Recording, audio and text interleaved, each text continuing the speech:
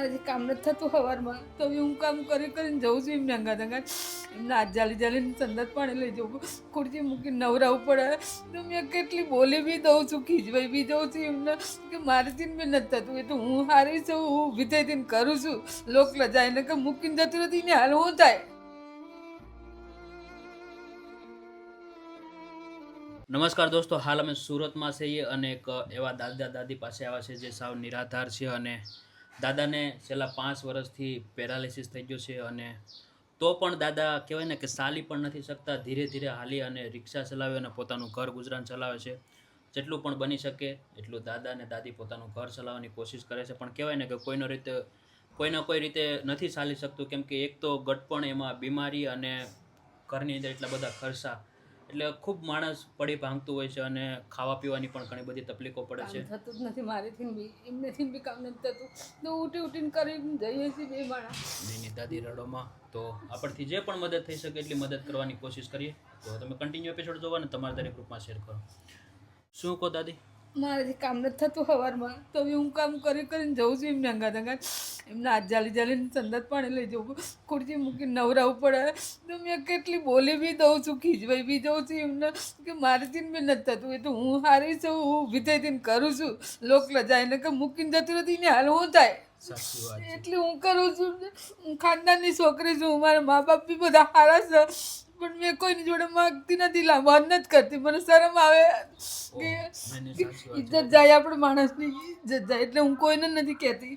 હોય તો બી ના હોય તો બી ચલવી લઉં છું, ખાઈ લઉં છું, જેવી બે માણસ જેમ તેમ દિવસ કાઢીએ છીએ. નહીં દાદી રડોમાં, અમે તમારા દીકરા જેવા છીએ. તો પછી દાદી તમારું નામ શું છે દાદી? લાભુબેન પરવીનભાઈ દરબાર. રાજપૂત જ કીધું ને તમને પહેલા. રાજપૂત.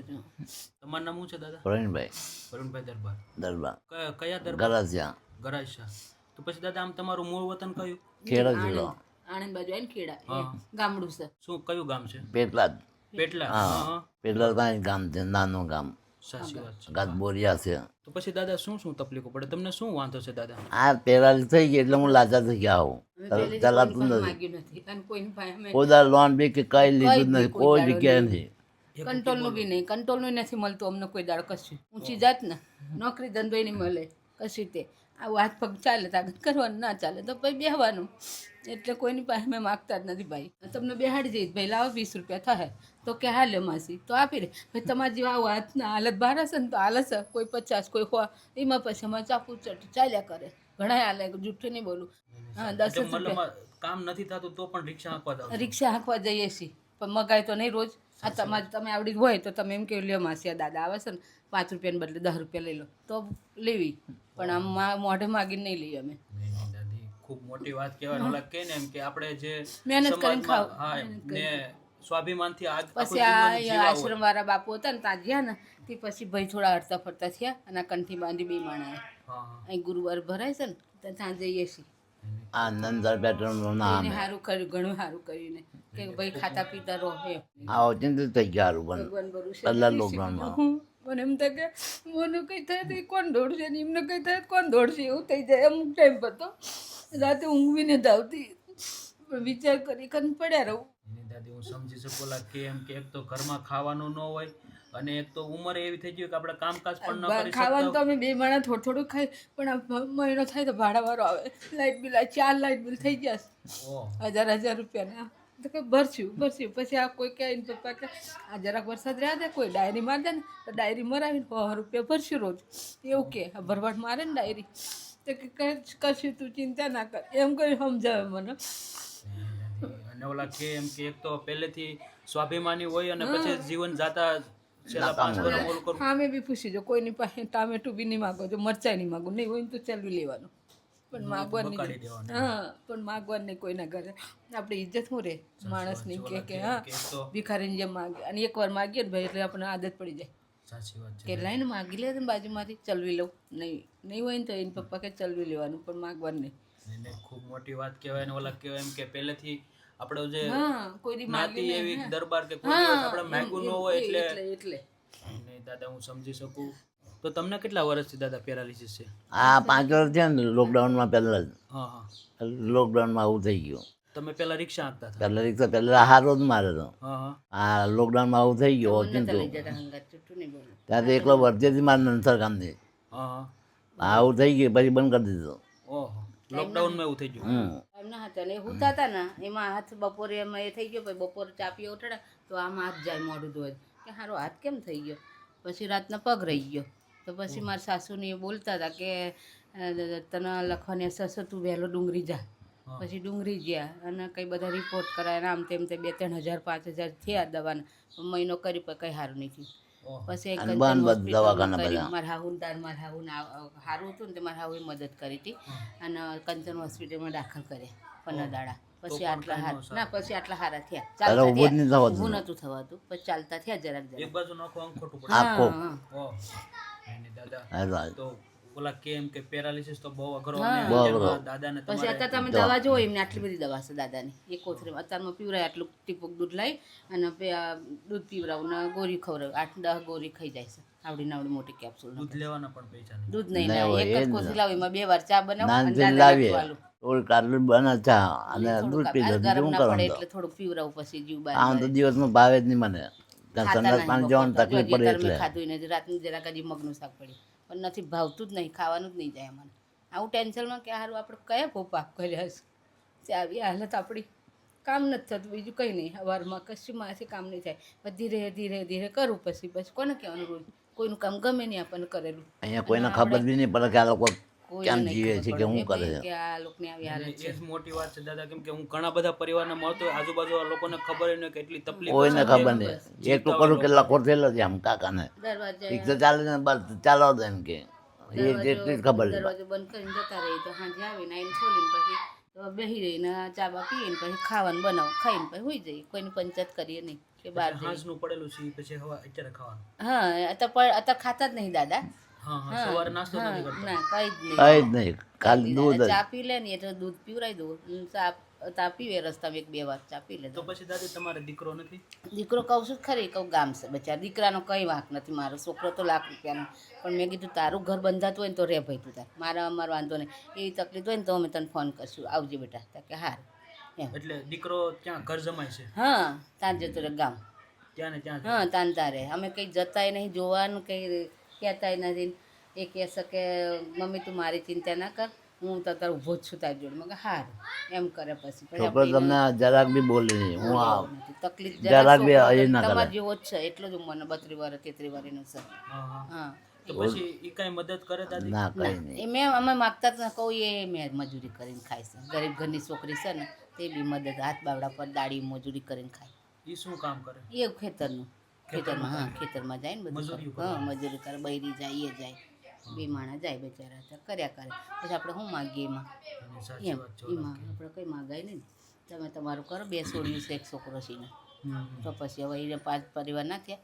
અને એની માના એ સર એટલે એમ કે મમ્મી અહીં રહેવી જ છે તમ તાર તમારે એવું હોય તો તકલીફ હોય તો અનાજ પાણી લે હવે ત્યાંથી અનાજ પાણી લાવી તો અહીંયા ભાડું મોંઘું પડે આપણને એટલે મેં કીધું ના ભાઈ તમે તમારે ખાઓ અમારે આટલું જ જોઈએ અમારું કામ છે મેં કીધું એમ પછી અમે વારીએ થાકી જાય દાદા? બેસવું હોય તો સુવું તો ના. સુઈ જાઓ. ના ના કંઈ થઈ ગયું તો નહીં નહીં, એટલે તમે સુવું હોય તો સુઈ જાઓ. હા ના ના ના કઈ નહીં. એને જબરજસ્તી નહીં બેહતા દાદા. ના, કંઈ ના. નહીં, એ તો ના. કંઈ વાંધો નહીં. જો સારું ન હોય તો બેસી જાઓ દાદા, આમ સુઈ જાઓ. ના વાંધો નહીં એમ તો પાછા થોડું એમ તો બે આવી.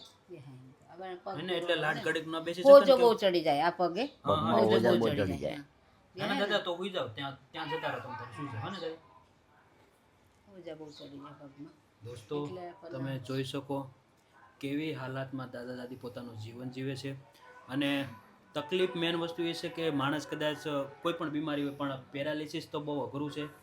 દાદાને લઈ જવા, કેમ કે એના એક હાથ કામ નથી કરતો, એક પગ કામ નથી કરતો, જરીક જોઈ શકો ઊભા પણ નથી થઈ શકતા. એટલે ખૂબ તકલીફ પડતી હોય છે. અને સાફ સફાઈ કરવી, નવરાવા ધોવરાવા બધું જ દાદી કરે છે. અને દાદીની પણ એટલી ઉંમર થઈ ગઈ છે કે અત્યારમાં કામ નથી કરી શકે એમ. તો કાંઈ નહીં, આપણથી જે પણ મદદ થઈ શકે એટલી મદદ કરવાની કોશિશ કરીએ, જેથી કરી જે દાદા દાદી છે એમને જે ખાવા પીવામાં તકલીફ પડે છે તો થોડુંક જે પણ આપણથી થઈ શકે એટલી મદદ કરવાની કોશિશ કરી, જેથી કરી દાદા દાદી શાંતિથી જમી શકે. તો તમે કન્ટિન્યુ એપિસોડ જોવો અને તમારા દરેક ગ્રુપમાં શેર કરો.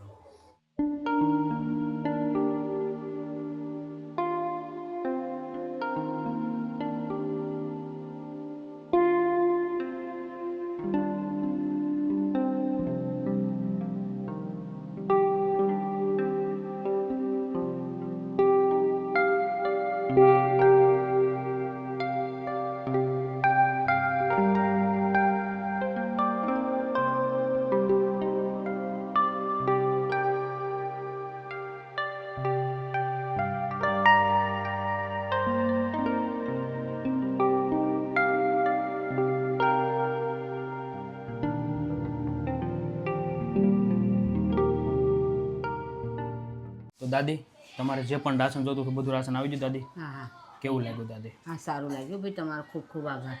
નહીં નહીં, ચોક્કસ દાદી, અને અમારથી જે પણ થઈ શકો એટલી મદદ કરવાની કોશિશ કરી છે. બરાબર. અને હું સમજી શકું કે તમે જે મારા દાદાની સેવા કરો છો ને આ ગટપણમાં જે તમારે તકલીફ પડે છે, ઓલા કે એમ કે કદાચ કોઈક રાશન આપી જાય, ખાવાનું આપી જાય, પણ જે આ તકલીફ છે, પીડા છે, એ તો આપણે જ ભોગવવાની હા છે. એ તો આપણે દુઃખ તો કોઈ લઈ નથી લેવાનું દાદી. બરાબર છે. નહીં દાદી, એટલે રડોમાં અમે તમારા દીકરા જેવા છે ને, અમારથી જે પણ થઈ શક્યું એટલી મદદ કરવાની કોશિશ કરી છે. આશીર્વાદ આપજો દાદી કે અમે તમારા જેવા ભાઈ સુખી રહો બસ. ચોક્કસ. નહીં દાદી, રડોમાં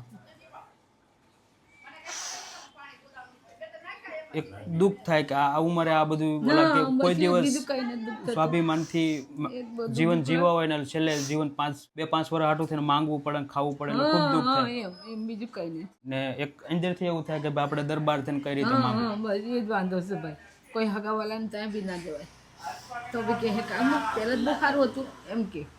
સાચી વાત છે. એટલે ભાઈ આટલો તમારો આભાર, ખૂબ ખૂબ આભાર તમારો. ચોક્કસ દાદી, આશીર્વાદ આપજો કે અમે તમારા જેવા લોકો સુધી પહોંચી શકીએ ને મદદ કરી શકીએ દાદી. હા હા કરશે. ચોક્કસ દાદી. અને દોસ્તો, તમે જોયું તે પ્રમાણે ઘણા બધા આવા પરિવારો છે કે જે સ્વાભિમાનથી જિંદગી જીવે છે, પણ કોઈને કંઈ પણ નથી શકતા ને કોઈની પાસે માગી પણ નથી શકતા. આજે આ દાદા દાદી છે, કહેવાય ને કે એને પણ એક આમ અંદરથી મનની અંદર હોય કે ભાઈ કોઈ પણ વ્યક્તિ હોય એના સમાજને એવું હોય કે આજે હું આ સમાજનો દીકરો છું તો હું કેમ માગી નાખાં, હું આજે આ સમાજનો દીકરો છું તો મારે કેમ લાંબો હાથ કરવો.